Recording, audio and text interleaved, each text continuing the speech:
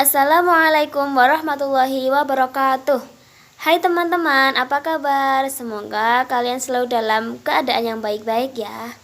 Oke, kali ini kita akan membahas tentang salah satu materi fikih di kelas 11 Madrasah Aliyah, yaitu adalah materi pernikahan dalam Islam. Sebelum masuk ke materi, saya akan memperkenalkan diri saya. Perkenalkan, nama saya Arina Septi Kurniawadani. Saya dari kampus Taini Purworejo, ambil jurusan PAI di kelas 4A. Oke, selanjutnya kita akan masuk pada yang pertama, yaitu pengertian nikah. Apa sih nikah itu? Kalian pasti mengira bahwa nikah itu adalah hal-hal yang berkaitan dengan suami dan istri. Memang benar.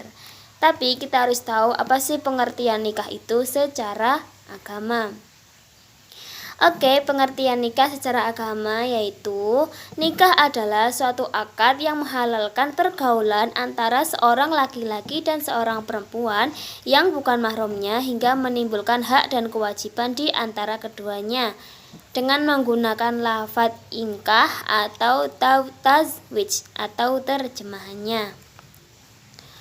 Kemudian dalam pengertian yang lebih luas, pernikahan merupakan ikatan lahir dan batin yang dilaksanakan menurut syariat Islam antara seorang laki-laki dan seorang perempuan untuk hidup bersama dalam satu rumah tangga guna mendapatkan keturunan dan juga ridho Allah Ta'ala. Jadi nikah itu adalah suatu akad yang menghalalkan antara seorang laki-laki dan seorang perempuan yang awalnya mereka itu belum mahram. Nah, dengan adanya sebuah ijab qabul atau akad, hubungan mereka berdua menjadi halal. Apapun semua itu menjadi halal. Gitu. Selanjutnya kita akan bahas tentang hukum nikah. Mungkin kalian yang mengira bahwa hukum nikah itu ada satu atau hanya dua. Namun ternyata hukum nikah itu ada 5. Yang pertama adalah mubah, yang kedua sunnah, yang ketiga wajib, 4 makruh, dan 5 haram. Tenang saja teman-teman, kita akan membahas satu persatu. Kenapa sih bisa disebutkan atau dihukumi wajib, makruh, sunnah, dan lain-lain? Kita akan tahu dari satu persatu. Oke, kita akan mulai dari yang wajib. Kenapa sih nikah itu wajib? Nah, nikah itu wajib bagi seseorang yang sudah atau yang sehat jasmani dan rohaninya, mampu menafkahi anak dan istrinya, dan ia dikhawatirkan terjerumus ke dalam zina apabila ia tidak menikah.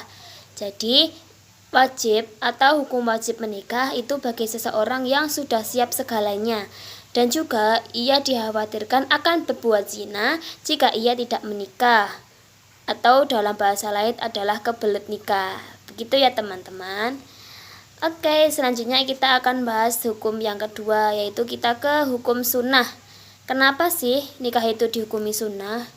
Nah, hukum sunnah ini untuk seseorang yang sudah siap jasmani atau rohaninya, sudah memiliki bekal untuk menafkahi anak dan istrinya, namun ia tidak dikhawatirkan terjerumus ke dalam zina apabila ia tidak menikah.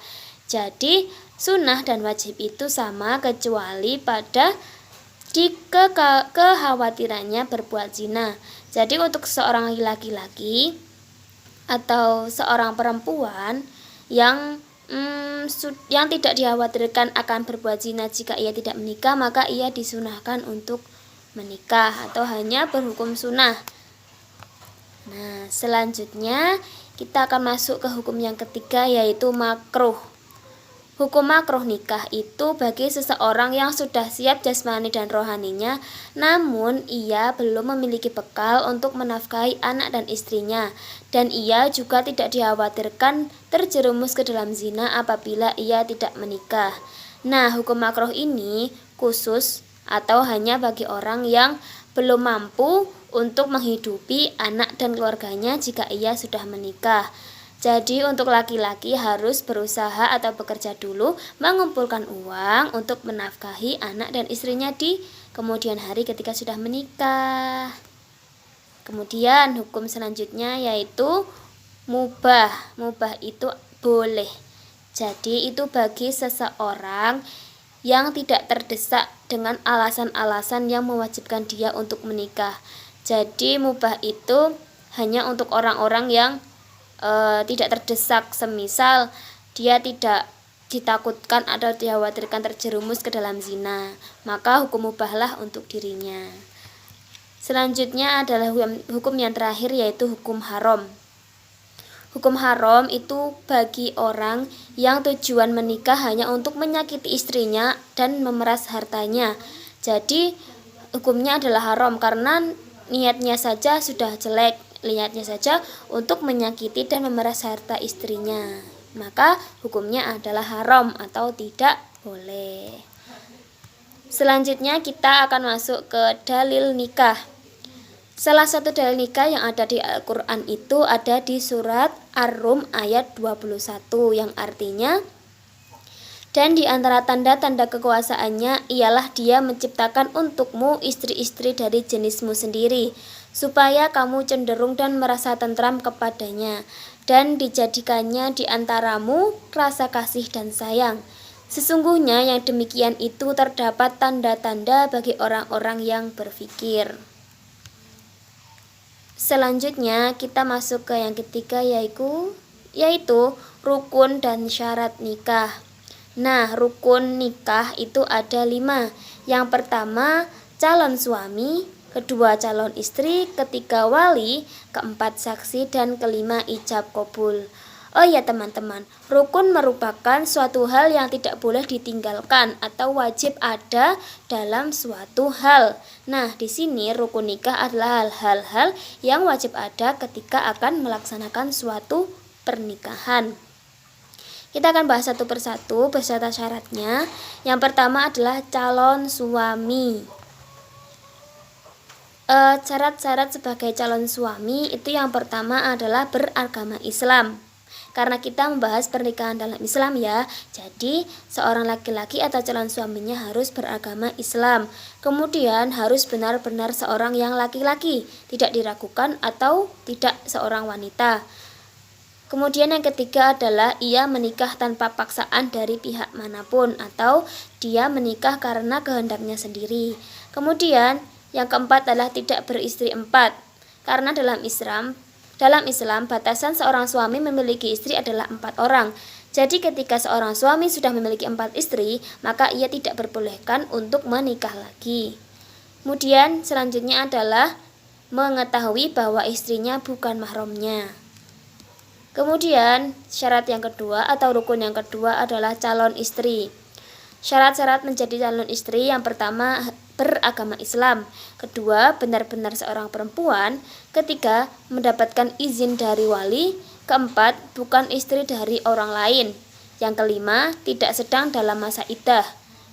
Nah, masa iddah adalah masa di mana seorang perempuan ditinggal suaminya, entah itu meninggal atau ditalak. Kemudian selanjutnya adalah seorang calon istri bukan mahram dari calon suaminya. Selanjutnya, seorang istri menikah tanpa paksaan dari pihak manapun dan seorang calon istri tidak sedang dalam keadaan haji. Selanjutnya adalah wali. Syarat menjadi seorang wali adalah yang pertama seorang laki-laki, kedua beragama Islam, kemudian seorang yang sudah balik, kemudian berakal, merdeka, adil, dan tidak sedang haji. Selanjutnya adalah syarat bagi 2 saksi. Syarat dari 2 saksi adalah yang pertama harus 2 orang yang laki-laki. Tidak boleh saksi itu seorang perempuan. Kemudian yang kedua beragama Islam, ketiga seorang yang balik, keempat dapat melihat dan mendengar, dalam artian ketika menjadi seorang saksi, saksi tersebut harus bisa mendengar dan melihat sebuah akad yang dilantunkan ketika ijab kabul. Kemudian selanjutnya adalah paham dengan bahasa yang digunakan, kemudian hadir dalam ijab kabul dan tidak sedang haji. Yang terakhir adalah rukun dari nikah itu ijab kabul dengan syarat-syarat sebagai berikut. Yang pertama, kata yang menggunakan kata yang benar dan mengandung makna menikah, bisa dengan kata ingkah atau tazwij. Kemudian yang kedua, ucapan dilantunkan oleh pelaku akad. Kemudian lafal ijab kabul harus bersambung. Keempat, berada dalam satu waktu dan tidak dibatasi waktu. Jadi ketika akad nikah tersebut lafal ijab kabul harus terjadi ketika itu juga. Baik teman-teman, kita lanjutkan di pernikahan yang dilarang. Ternyata dalam Islam juga ada pernikahan-pernikahan yang dilarang oleh agama Islam karena juga mengandung sebab akibatnya tersendiri. Kita akan bahas satu persatu. Yang pertama itu ada nikah mut'ah. Mungkin untuk kalian masih asing ya dengan istilah-istilah yang nikah yang dilarang. Oke, yang pertama adalah nikah mut'ah. Nikah mut'ah adalah nikah yang bertujuan untuk melampiaskan hawa nafsu dan bersenang-senang untuk sementara waktu atau biasa disebut dengan kawin kontrak.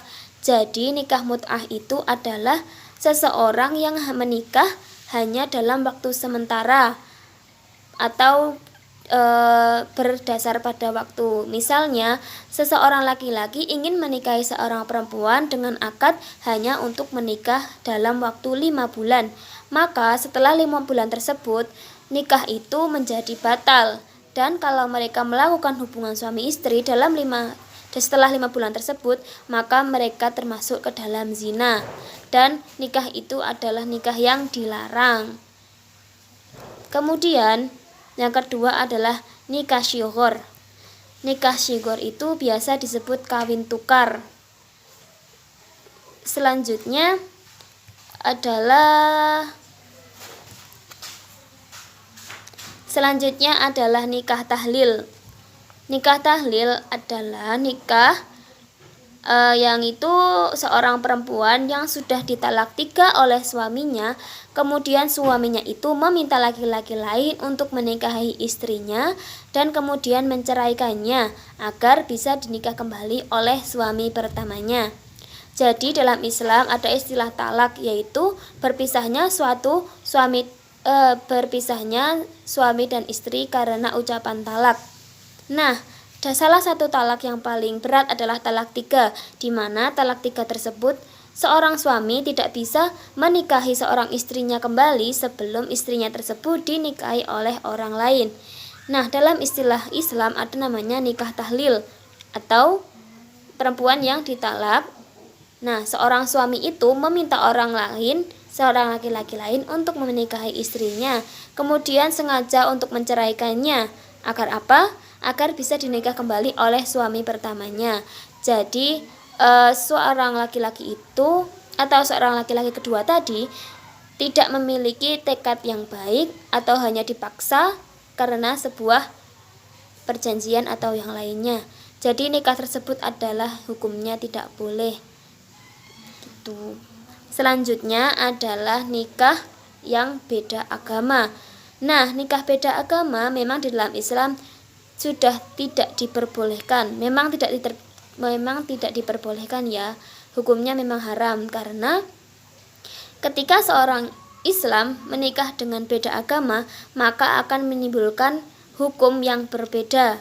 Juga seseorang yang beda agama kemudian ia menikah, maka mereka itu sama saja berbuat zina.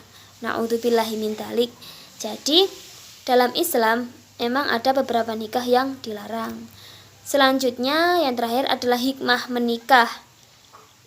Nah, hikmah menikah itu di sini saya tuliskan 3 ya. Yang pertama yaitu media untuk mendapatkan kesempurnaan dalam beragama, meraih ridho Allah dan mengikuti sunnah dan syariat Rasulnya. Sering dikatakan bahwa menikah itu adalah menyempurnakan agama, karena setengah agama seorang itu berada dalam istrinya itu, atau setengah agamanya suami itu pada istrinya. Ketika suami atau seorang laki-laki menikah dengan seorang istri atau perempuan, maka sempurnalah agama mereka. Kemudian yang kedua adalah cara termulia untuk memenuhi kebutuhan biologis, fitrah saling mencintai yang diciptakan Allah Subhanahu wa taala pada manusia. Jadi seorang manusia itu pasti dikaruniai perasaan cinta atau kasih. Maka cara untuk melampiaskan atau memuliakan karunia tersebut adalah dengan menikah. Karena apa? Karena menikah maka rasa cinta, rasa kasih itu bisa terlampiaskan dengan halal. Karena setelah menikah, hubungan apapun atau hal apapun maka menjadi halal. Berhubungan suami istri pun juga menjadi halal. Kemudian yang terakhir adalah media untuk membangun hubungan persaudaraan dengan kerabat dan saling mengenal. Jadi dengan menikah kita akan menambah persaudaraan, menambah silaturahmi, menambah kerabat dan lain sebagainya. Tentu seorang laki-laki atau seorang perempuan dulunya mereka belum pernah saling kenal, namun ketika sudah menikah maka mereka menjadi saling kenal dan saling memahami satu sama lain. Dari situ hikmah menikah adalah dapat membangun hubungan persaudaraan yang baik dengan orang yang belum pernah kita kenal. Nah, mungkin cukup sekian dari saya. Semoga bermanfaat untuk kalian semua. Terima kasih atas perhatiannya. Banyak kesalahan dari saya, mohon dimaafkan.